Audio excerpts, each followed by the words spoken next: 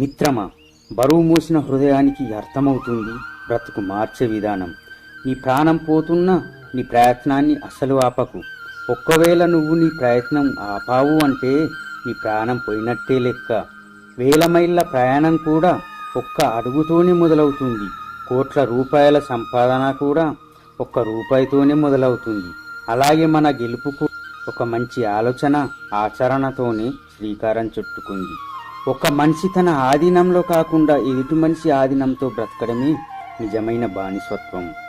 ఓటమి నుండి గుణపాఠాన్ని మాత్రమే నేర్చుకో. ఓడిపోయాను అని నీ ఆత్మవిశ్వాసాన్ని కోల్పోకు. ఎందుకంటే నమ్మకాన్ని కోల్పోవడమే నిజమైన ఓటమి. జరిగిపోయిన దాని గురించి ఎప్పుడు చింతించకు. ఎందుకంటే మనకు జరిగే మంచి మనకు ఆనందాన్ని ఇస్తే జరిగిన చెడు అనుభవాన్ని ఇస్తుంది.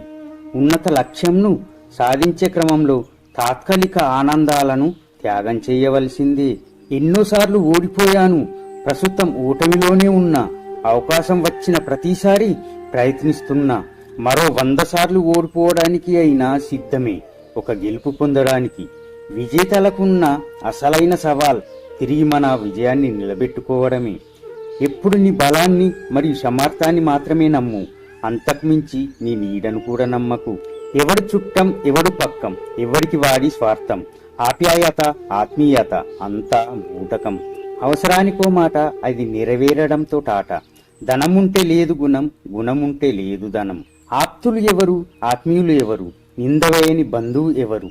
కష్టం వచ్చినా నష్టం వచ్చినా నీ వెంట నిలిచేది ఒక్కటే, అదే నీ నీడ. మిత్రమా, పోయిన దానికోసం, పోగొట్టుకున్న దానికోసం వెతకకు. ఎందుకంటే పోయింది అంటే దానికి నువ్వు అవసరం లేదని. పోగొట్టుకున్నావు అంటే నీకు అది అవసరం లేదు. అది వస్తువైనా, మనిషైనా, బంధువైనా, ఇంకేదైనా సరే. ఆవేశంలో అన్ని అబద్ధాలే కనిపిస్తాయి. ఆలోచించి చూస్తేనే నిజాలు బయటపడతాయి. నా అదృష్టానికి నేనే కర్తను, నా ఆత్మనావకి నేనే సరంగును. మన శక్తి కన్నా సహనం ఎక్కువ ఫలితాలను ఇస్తుంది. సహనంగా ఓపికగా ఉండడం అనేది ఎంత కష్టంగా ఉంటుందో దానివల్ల వచ్చే ప్రతిఫలం అంత మధురంగా ఉంటుంది. చేసే పనిని దైవంగా భావిస్తే ఏదో ఒక్కరోజు అది జ్యోతిలా నీకు వెలుగునిస్తుంది. ఒకరికి మంచి చెయ్యకపోయినా పర్వాలేదు, కానీ చెడు మాత్రం ఎప్పటికి చెయ్యకు. నాకు పగలు సూర్యుడు, రాత్రి చంద్రుడు ఉన్నాడు. నేను పేదవాడిని ఎలా అవుతాను?